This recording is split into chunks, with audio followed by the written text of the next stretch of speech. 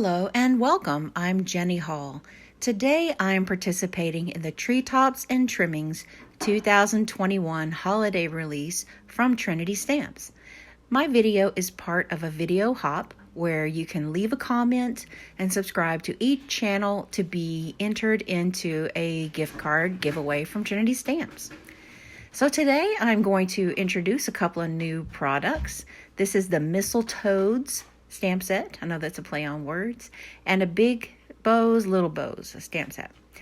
Now here is a Slimline surprise box die set. It's not new and it is just so much fun to create a surprise box card. So I've cut out the pieces from black cardstock and I used a heavier version, probably about 100 pound. And then I've used some designer paper or some pattern paper from Trinity Stamps. And I have cut the pieces that can go out on the outside to decorate the box. In the die set, there is a couple of different dies you need to cut a few different times. And this is one of them. You need to cut 2 outside box pieces and then cut 2 bridge sections. So the bridge is placed on the shorter side, and this is going to span all the way down across the card, and then we're going to flip to the opposite side, and we're going to attach those pieces to the other short end of the box.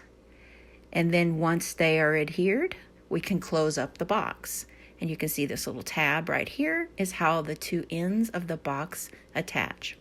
I do recommend using some liquid glue to do this, but you can use some tear and tape or score tape, anything that you like. I like the flexibility of liquid glue. So to decorate the top flaps of the box, there is one set of rectangle and square that's a little bit bigger than the other set that's in the Slimline Surprise Box die set. Now you'll have to figure out which one you want to use around the bottom of the card and which one around the top, if you choose to use any at all. I liked the idea of the red and black plaid, and I just really think that it's very festive Christmas look. So the outside and then those flaps match.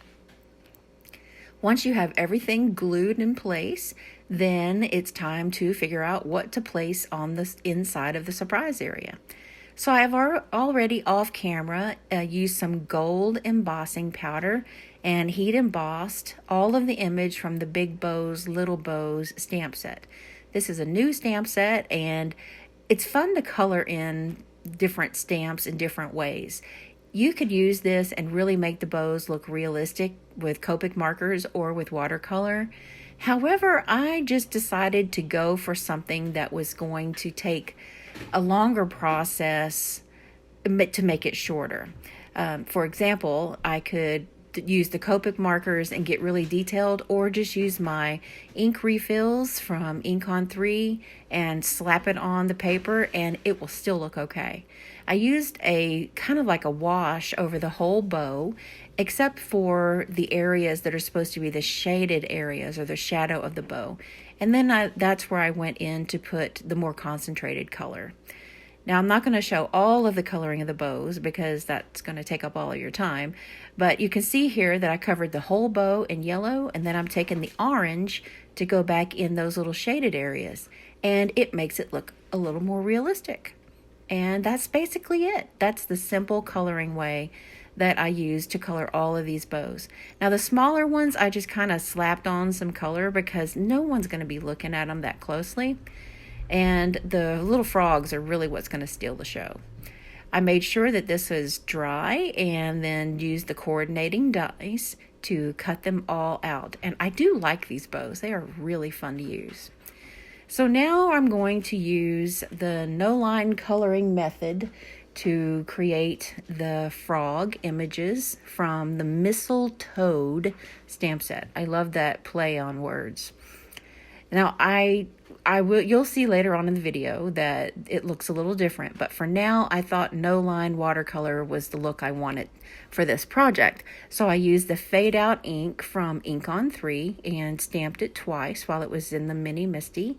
And then I'm using that same palette of ink refills in order to add a little bit of color to all of the images. I'm not getting really technical or super detailed with my coloring. Again, this is just a really fun card. And once I finished, it just seemed like they were way too washed out for me. So silly me, I took the images out of my Misty and cleaned my stamps and put them away. But there's another way you can do it, is use a permanent marker and just go around the outside edges and create a line. And that's good enough. So now I'm going to add the things to the inside surprise box. I like to use a piece of thick acetate in order to allow the images to be a little taller than what the bridge area is. And I frequently will close the box up to make sure that the images are going to be stationed inside. But one really fun thing to do when we're using acetate is that because it's see-through, then you can make different staged images have a different look. For example, I'm going to use a clear piece of acetate, and I'm going to hang the little piece of mistletoe up above the little lady frog, and she's going to look like there is a sprig of mistletoe suspended above her. And I couldn't do that with regular cardstock because it would be too distracting. But with acetate, there's no problem. So I thought that was something that would be really cool. Now, once we get the frogs and their props all adhered, and you can see that I'm doing this with some tape runner, but you can use liquid glue if you like, then I'm going to adhere those bows. Now, the mistletoe sticks up just a little bit, but I'll make sure that I hand deliver this card instead of placing it in the mail, and that way it will be sure to fit. Now I'm going to take some sentiments, the 2 sentiments that are included in the mistletoed stamp set, and I'm going to use the coordinating dies to cut those out. That's one of the things that I really, really appreciate, that Trinity Stamps takes the time to create the die cut for the sentiments in most of their stamp sets, because it just makes it look a little bit more intentioned, that you can place this, instead of it being just a straight strip of paper, it looks a bit more finessed.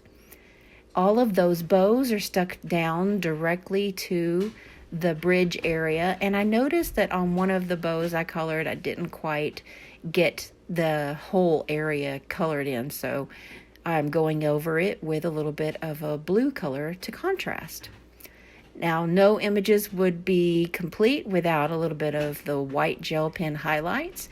So I'm going to hit every single image with a little bit of highlights, not a lot.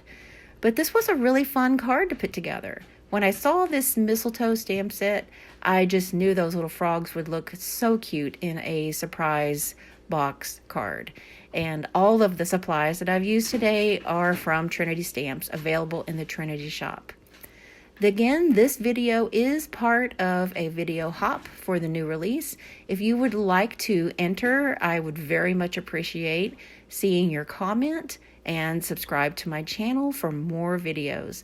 The link to the next video is in the top line of the video description below. Thanks for watching.